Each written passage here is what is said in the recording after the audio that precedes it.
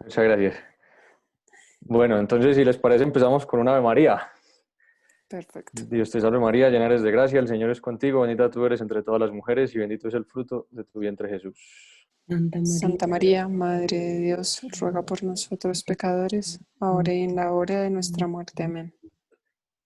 Bueno, entonces, como decía Ana, vamos a dedicar estos minuticos a hablar un poco sobre el dogma de la Inmaculada Concepción.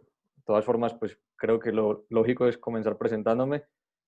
Soy el padre Luis Miguel Bravo, soy de Medellín, pero vivo en Bogotá desde hace un año que volví al país. Me ordené sacerdote hace un año y medio. Y bueno, creo que con eso basta.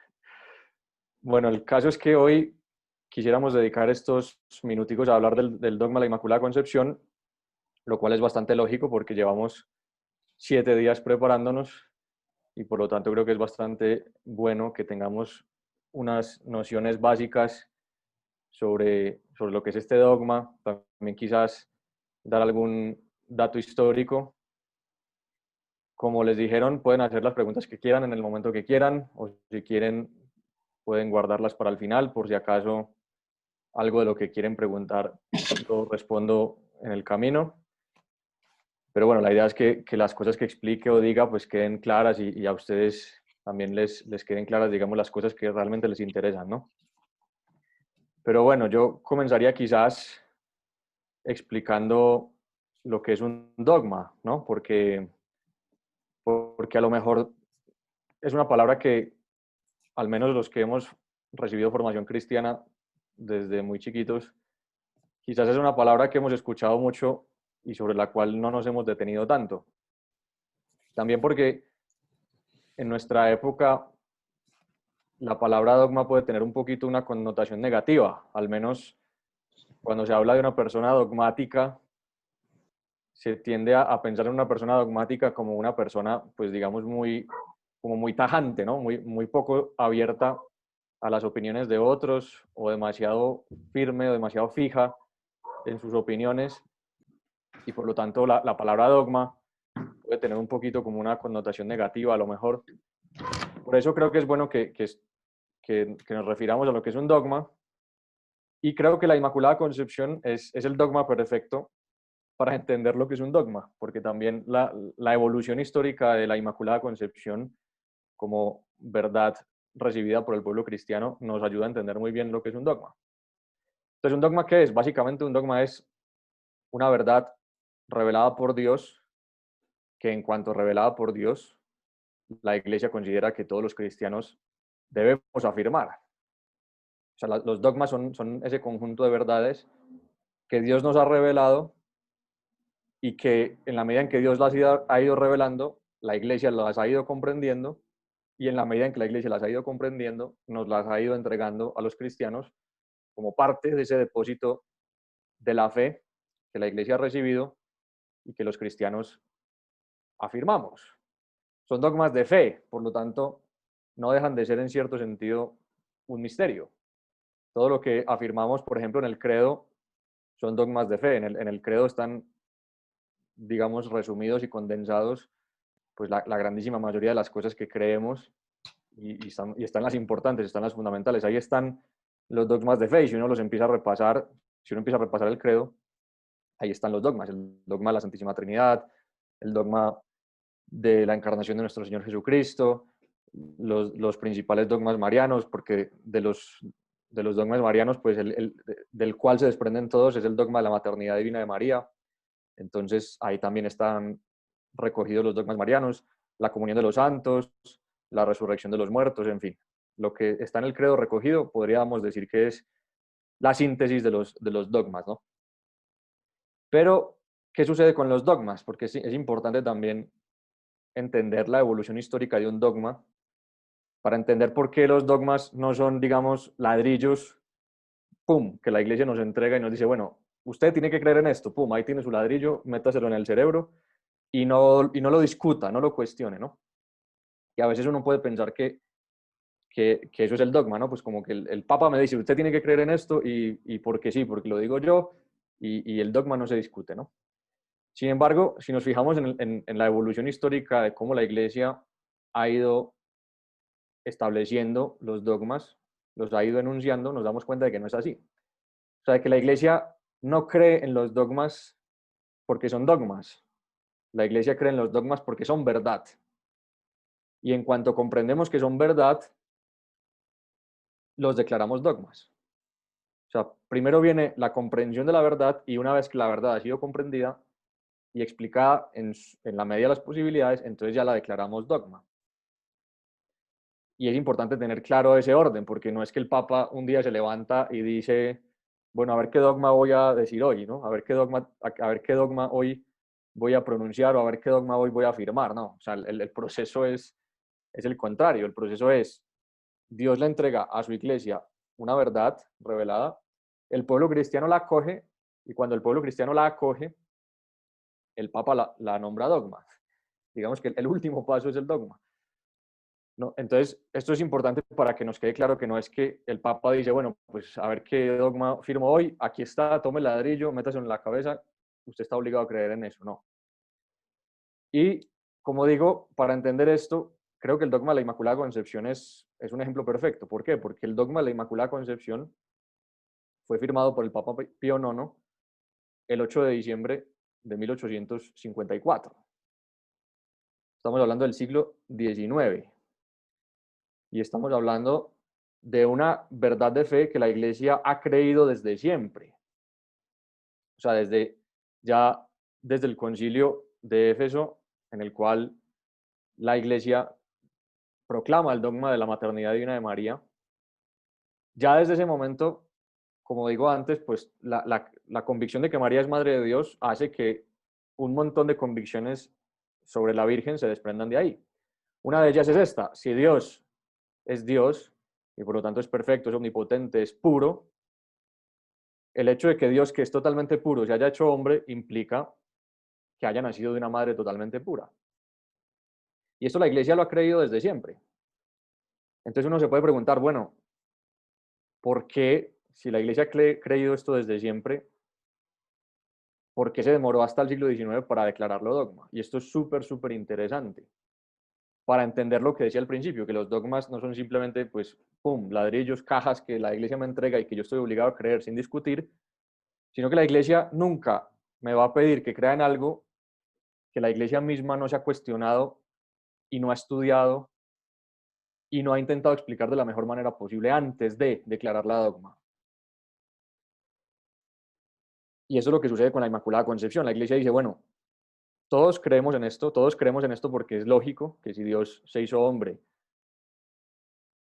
haya nacido de una madre totalmente pura, de una madre sin pecado original. Todos creemos esto, pero hasta que no seamos capaces de explicarlo, no podemos obligar a que la gente lo crea, porque la fe es racional.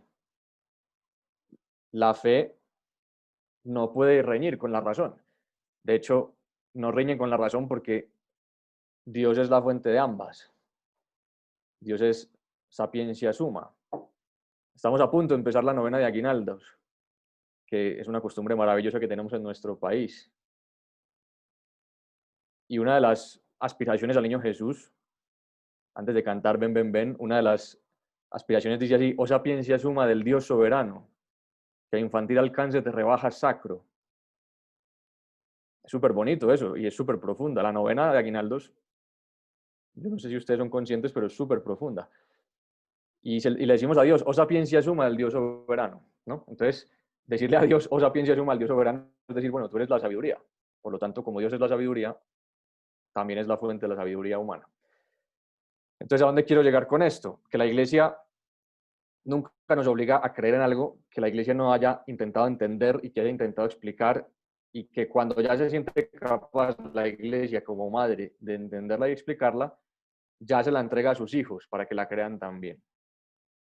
No es una obligación arbitraria, no es una imposición sin sentido, sino que es una cosa tan seria que la Iglesia se toma 19 siglos para declarar la dogma.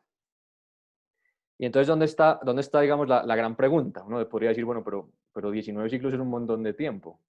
¿Dónde está la gran cuestión? La gran cuestión es una cuestión súper importante y es la siguiente: que Jesucristo es el Salvador universal. Jesucristo es el Salvador de todas las personas. Esto lo sabemos y esto es evidente. Pero ¿qué pasa? Que Jesucristo, ¿de qué nos salva? Jesucristo nos salva de la muerte causada por el pecado. Jesucristo nos salva de la división, del abismo que había surgido entre Dios y el hombre a partir del pecado original. Y ese abismo entre Dios y el hombre solamente lo podía colmar Dios.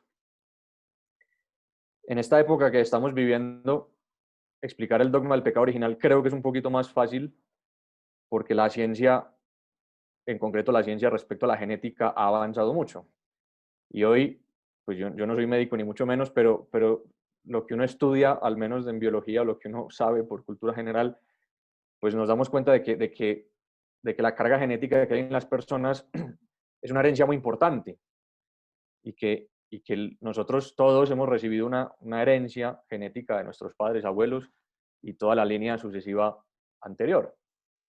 Y esto hoy lo entendemos porque la ciencia sí lo explica y de hecho hay enfermedades y hay condiciones del carácter y hay un montón de cosas que se ven influidas por el hecho de que tenemos una herencia genética.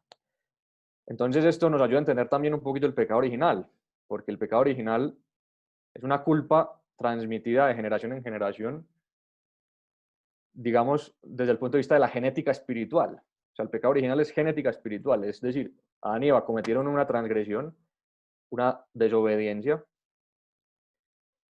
y esa desobediencia fue tan fuerte, fue tan radical, fue tan contundente que los dejó marcados, los dejó marcados para siempre a ellos y a todas las generaciones sucesivas. Porque fue una enfermedad en el alma tan tremenda que marcó el alma de Adán y Eva y de ahí para adelante a todos los que vinimos después. Entonces, ¿por qué es importante esto? Porque el dogma del pecado original va de la mano con el dogma de que Jesucristo es el Salvador universal. O sea, la iglesia cree en el pecado original porque cree que Jesucristo es el Salvador. Y por lo tanto, no se pueden desprender las dos verdades. Si uno dice que Jesucristo es el Salvador, al mismo tiempo está afirmando que la humanidad necesitaba ser salvada de algo. Y por lo tanto, los cristianos también estamos llamados a afirmar la realidad del pecado original. Porque negar la realidad del pecado original sería tanto como negar la necesidad de que Cristo nos salve, ¿no? Entonces, bueno, esto hasta ahora yo creo que más o menos todos lo tenemos claro y lo hemos escuchado de una o de otra manera. Si alguna cosa no va quedando clara del razonamiento que estoy haciendo, porfa me preguntan para que no queden dudas. Pero entonces viene la gran cuestión y es decir, bueno, si hay un pecado original y si Jesucristo es el Salvador de toda la humanidad, ¿qué hacemos con la Virgen? Porque si hemos creído que la Virgen es Inmaculada Concepción, ¿qué hacemos para explicar que la Virgen también fue redimida? Porque claro, ese es el problema, que si decimos que la Virgen no tiene pecado original, entonces ¿cómo podemos afirmar que Jesucristo la salvó a ella? Y entonces la iglesia dice, bueno, o sea, la iglesia no se puede contradecir, la iglesia no puede afirmar una cosa y afirmar otra que sean contradictorias. Por lo tanto, la iglesia dice, bueno, yo creo que Jesucristo es el Salvador, yo creo en el pecado original, creo que nadie está por fuera de la salvación de Cristo, es decir, Jesucristo salvó a todas las personas y ninguna persona se puede considerar eximida de esa salvación, pero creo a la vez que la Virgen es Madre de Dios y por lo tanto creo que esa dignidad de Madre de Dios le confiere pues la pureza, ¿no? Y la pureza, la necesidad pues de ser pura para poder acoger al totalmente puro, que es Dios. Entonces, fijémonos que no es una cosa menor. Y esto explica por qué durante 19 siglos la Iglesia estuvo reflexionando sobre el asunto hasta que ya en el siglo XIX, después de rezar y reflexionar durante 1900 años, ya la Iglesia se siente lo suficientemente segura para decir, bueno, hemos pensado esto, hemos rezado esto, y ya consideramos que tenemos una explicación suficientemente coherente para poder pedirle a la gente que crean este dogma. Aunque la gente ya creía espontáneamente en el dogma. Si ustedes leen el texto de la bula del Papa Pío IX, en el cual el Papa Pío IX declaró el dogma de la Inmaculada Concepción, es súper bonito porque ahí el Papa a lo que hace es básicamente decir cómo toda la iglesia ha creído desde siempre, espontáneamente, en esta verdad, sin necesidad de que nadie los obligue. Es un texto muy corto. Yo he estado haciendo la lectura espiritual con ese texto y lo leí en 3 días, o sea que es un texto que se lee en menos de media hora. Es muy bonito, la verdad es que vale la pena que le den un vistazo al menos, porque queda muy claro eso, queda muy claro que la iglesia, el pueblo fiel, ha creído espontáneamente en esta verdad sin necesidad de que nadie se la imponga. Entonces, bueno, vamos al punto. Tenemos este problema. Queremos explicar cómo la Virgen es inmaculada y queremos explicar al mismo tiempo que Cristo la salvó. El texto, me preguntan aquí, el texto se llama Ineffabilis Deus, que es la bula con la que el Papa declara el dogma. Puedes poner en Google bula Pío IX Inmaculada Concepción y ahí te sale. Entonces, el punto es que la Iglesia, y los padres de la Iglesia, y los teólogos y los santos han estado dándole vueltas a esto, hasta que por fin, después de mucho pensar y de recoger muchas opiniones, la Iglesia llega a la conclusión de que hay una explicación coherente que puede dar cuenta de cómo la Iglesia, pues, perdón, de cómo la Virgen sí es Inmaculada Concepción y al mismo tiempo fue redimida también por Cristo. Y entonces entra a jugar un concepto importante que es el concepto de redención preventiva, que es el concepto que se le aplica a la Virgen Santísima para poder afirmar que es Inmaculada Concepción. Es decir, la Virgen también fue salvada por Cristo, como hemos sido salvados todos nosotros, pero el Señor utilizó dos estrategias distintas. A nosotros nos salvó limpiándonos la mancha. A la Virgen la salvó evitando que se manchara. Es como decir que, pues, que vamos por un camino y hay un hueco. Entonces, digamos que toda la humanidad cayó en el hueco y Cristo como nos salva, sacándonos del hueco. En cambio, a la Virgen, ¿cómo la salva? Evitando que caiga al hueco, diciéndole, cuidado que hay un hueco. Y ya. Entonces, hay dos maneras de salvar a una persona de un hueco.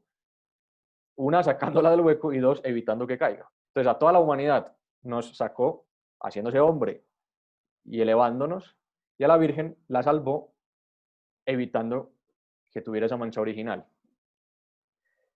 Pero, ¿por qué? Por los méritos de Jesucristo. Si leen la bula del Papa, al final, ya cuando el Papa, después de explicar toda la cuestión histórica, declara solemnemente el dogma de la Inmaculada Concepción, el Papa dice muy claro ahí, además, al menos en la versión que leí yo, está en mayúsculas. La Virgen Santísima fue concebida sin pecado original por los méritos de Jesucristo, en vistas a que Jesucristo se iba a encarnar. ¿Por qué? Porque la Virgen es la Madre de Dios. Entonces, ya después de haber rezado, pensado mucho sobre todo esto, la Iglesia dice, bueno, ya tenemos una explicación coherente para poder juntar todos estos conceptos que son igualmente importantes, igualmente misteriosos, igualmente difíciles y que tienen que ser compatibles, porque la fe no se puede contradecir entre ellas. Entonces ya hemos conseguido dar una explicación coherente para decir, bueno, que Jesucristo es el Salvador, que como Jesucristo es el Salvador, era necesario que hubiera una mancha previa de la cual ser salvados, y que María Santísima está dentro de ese grupo de salvados, pero fue salvada de una manera distinta, particular, en atención a los méritos de Jesucristo. Esta es la secuencia. Entonces, cuando ya todo eso cuadra, cuando ya todo el rompecabezas está armado, la Iglesia dice, muy bien, esto que hemos creído desde siempre por la fe, ahora también lo hemos entendido un poquito mejor desde el punto de vista de la razón, por lo tanto ya estamos en condiciones de decirle al pueblo fiel cristiano, señoras y señores, esta es una verdad revelada por Dios y tenemos un montón de motivos para creer que esto es una verdad revelada por Dios. ¿Cuáles? Pues que el pueblo cristiano lo ha creído desde siempre, que todos los santos y todos los teólogos y todas las personas que han amado a Dios están de acuerdo, no hay nadie que haya puesto una objeción seria respecto a este punto, y luego que teológicamente la verdad que estamos transmitiendo al pueblo fiel cristiano es coherente con la propia fe, ¿no? Entonces fíjense que el rompecabezas se va armando y de esa manera pues el Papa en el siglo XIX ya firma la bula con la cual esta verdad de fe de la Inmaculada Concepción se convierte en un dogma de fe. Insisto, primero viene la comprensión de la verdad y después viene el dogma. Por eso volvemos al inicio, por eso es bueno que separemos el dogma del dogmatismo, ¿no? Son dos cosas distintas. Pero también es importante darnos cuenta que los dogmas son importantes, ¿no? O sea, que los dogmas no son puntos que nos podemos saltar. ¿Pero por qué? Porque ahí está nuestra salvación. Esos son los tesoros que Cristo le ha entregado a su esposa para que su esposa los administre. Su esposa es la iglesia. Y la esposa de Cristo, administradora de sus bienes, que a su vez es nuestra madre, como buena madre que es, nos va dando esos tesoros para que nosotros los creamos, los asumamos y alcancemos la salvación. Ya para cerrar, simplemente una cuestión, digamos, también anecdótica histórica, que viene a ser como la confirmación de este dogma, es la aparición de Lourdes, porque en Lourdes la Virgen se le aparece a Santa Bernadette en 1858, es decir, 4 años después de la declaración del dogma, ¿no? Y por lo tanto, ¿qué sucede en Lourdes? Me dicen que hay una pregunta, si quieres, espera, termino lo de Lourdes y ya puedes preguntar. Entonces, ¿qué sucede? Que en 1858 la Virgen se aparece a Santa Bernadette y tiene diferentes conversaciones con ella, y Santa Bernadette habla con el párroco y le cuenta, pues, oiga, se me está apareciendo la Virgen. Entonces, claro, el párroco, pues, digamos que como tenía que tomarse esto muy en serio, también necesita algún tipo de prueba de que si es realmente Nuestra Señora la que se está apareciendo. Entonces el párroco le dice a Santa Bernadette, bueno, la próxima vez que hables con ella, pregúntale cómo se llama, pregúntale quién es. Entonces, efectivamente, Santa Bernadette le pregunta, me ha dicho el párroco que por favor me diga su nombre para poder transmitírselo a él. Y la Virgen Santísima, ¿cómo contesta? Contesta diciendo, yo soy la Inmaculada Concepción. Lo contesta en el dialecto de ese lugar, de Lourdes. Y entonces la niña, que es una pastorcita, va al párroco y le dice, me contestó, yo soy la Inmaculada Concepción. Y el párroco se queda muy sorprendido porque habían pasado apenas 4 años de la declaración del dogma. Bernadette era una niña pobre, analfabeta, por lo tanto no tenía ninguna posibilidad de conocer que el Papa 4 años antes había declarado ese dogma, porque como es evidente en el siglo XIX, las noticias se transmitían de manera muy distinta y las noticias se transmitían de arriba para abajo, o sea, del Papa a los cardenales y mucho tiempo después, quizás a lo mejor llegaba al pueblo fiel. Entonces Bernadette no tenía ninguna posibilidad de conocer la Inmaculada Concepción como dogma, como verdad de fe, no sabía que el Papa había declarado eso 4 años antes, y por lo tanto también es muy interesante porque al responder así la Virgen Santísima, de alguna manera está como confirmando, está como diciendo que está contenta de que efectivamente la Iglesia haya ya declarado el dogma, y de esa manera pues Lourdes viene a ser como el último sello que pone Dios para ya terminar de confirmar que efectivamente la Inmaculada Concepción es una verdad revelada, que es importante que los cristianos creamos y afirmemos, sobre todo por el propio bien espiritual, porque todos los dogmas que la Iglesia nos entrega tienen ese objetivo, que nosotros nos beneficiemos de los tesoros que Cristo le ha entregado a su esposa a la Iglesia y que la Iglesia, como madre que es, nos los entrega a nosotros. Bueno, eso es todo lo que yo tenía para decir. Me habían dicho que había una pregunta por aquí por el chat, y si tienen más, pues también estoy súper disponible. Listo, padre, muchas gracias. Majo Lobo, creo que quiere preguntar. Majo, te escuchamos.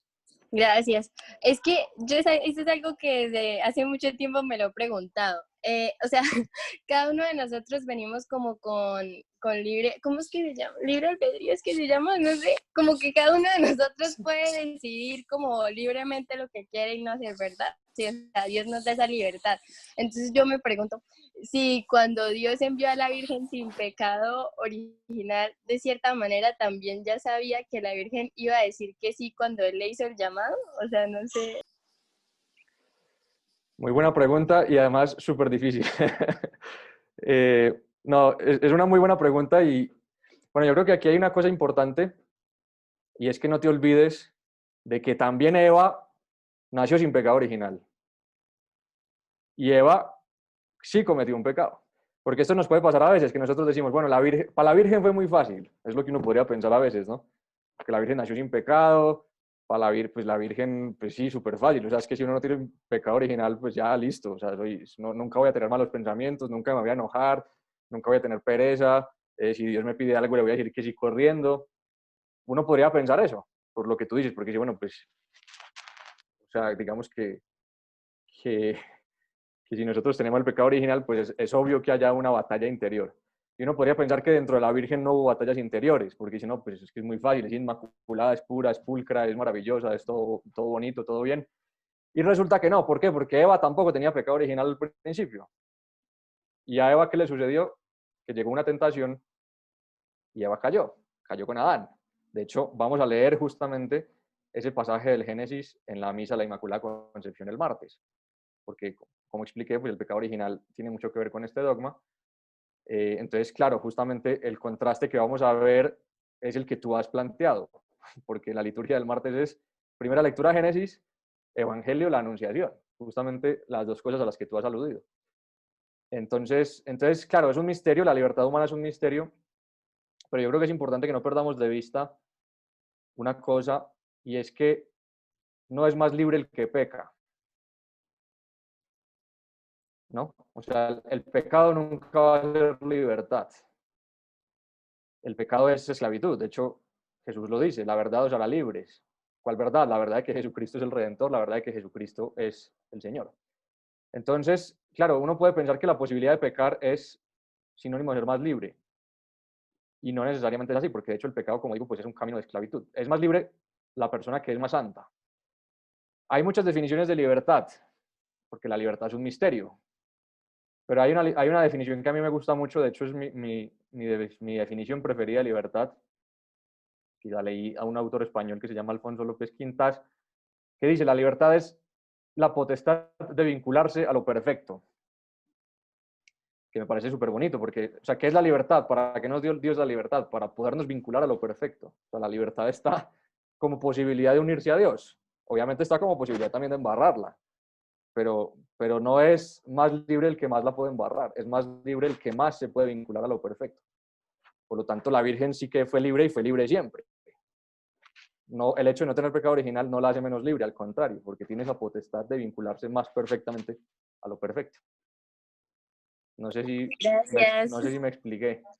Sí, gracias. Muy bien. ¿Alguien más tiene alguna pregunta?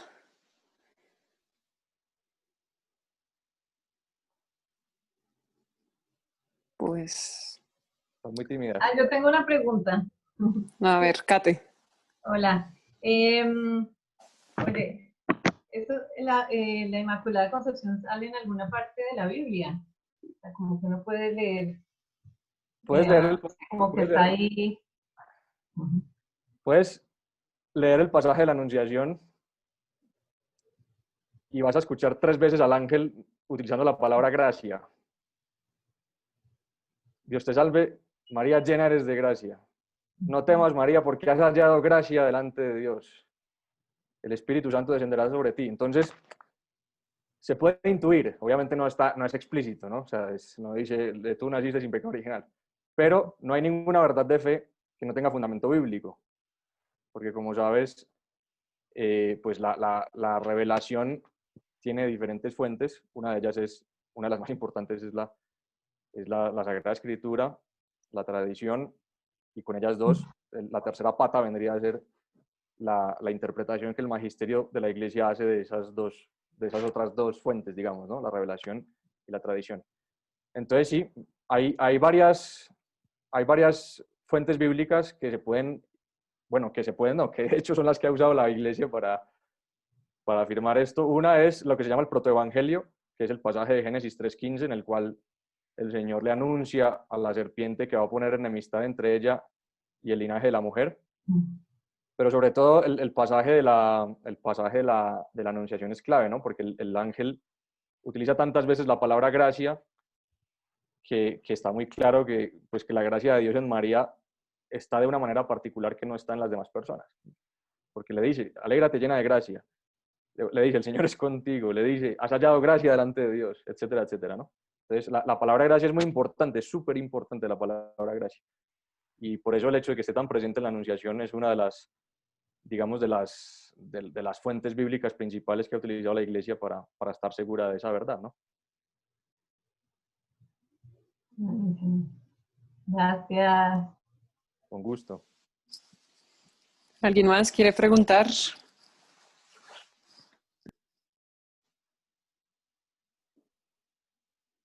Parece que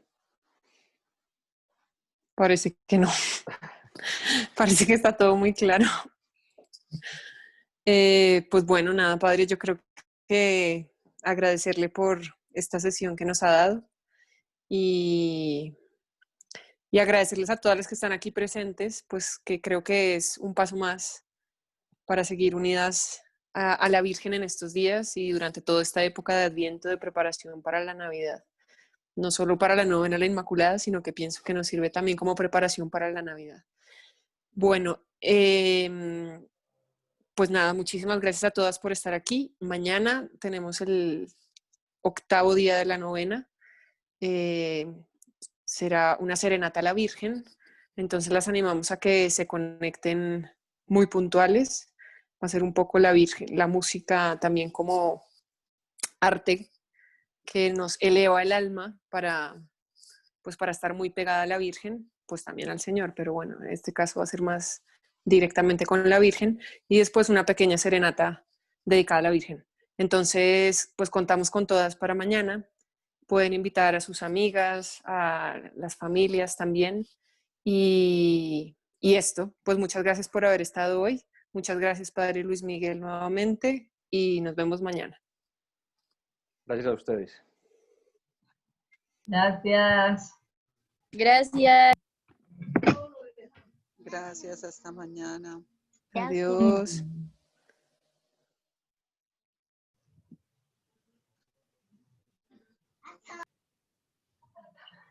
Gracias, hasta mañana. Bueno, gracias a ustedes.